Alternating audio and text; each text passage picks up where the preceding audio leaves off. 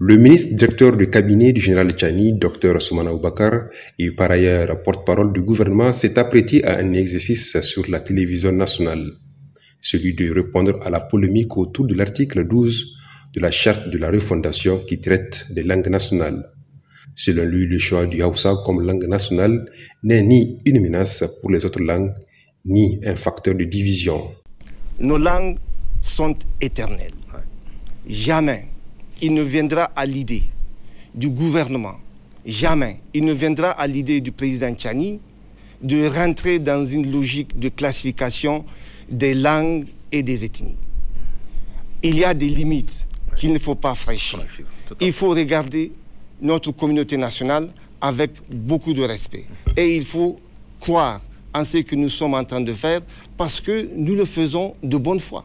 Il s'agit tout simplement ici de trouver une langue qui va nous permettre de communiquer entre nous et éventuellement, dans un avenir proche, qui va constituer notre langue de travail.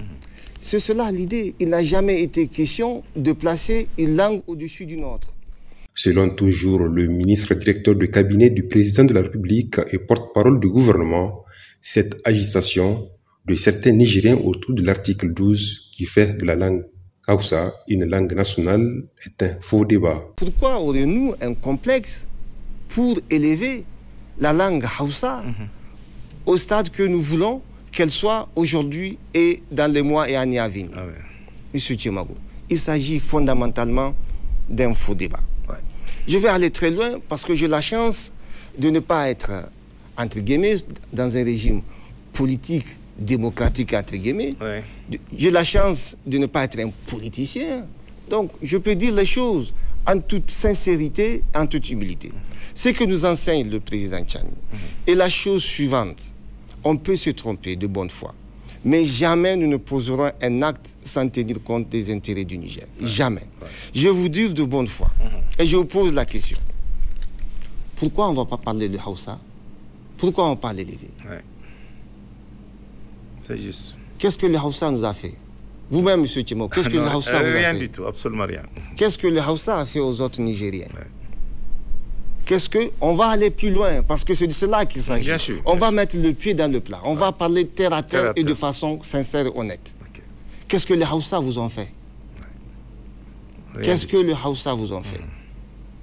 Qu'est-ce que les Français nous ont fait? Ah oui, ça a beaucoup de mal. Les Français qui nous ont fait tant de mal, qui sont venus ici nous coloniser, qui hier seulement étaient disposés, étaient prêts à venir anéantir ce pays.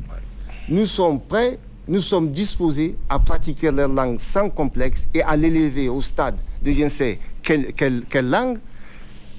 Et les Hausa qui vivent parmi nous, qui sont les nôtres, avec qui nous avons des liens de sang, des liens de mariage, et nous formons une communauté nationale millénaire.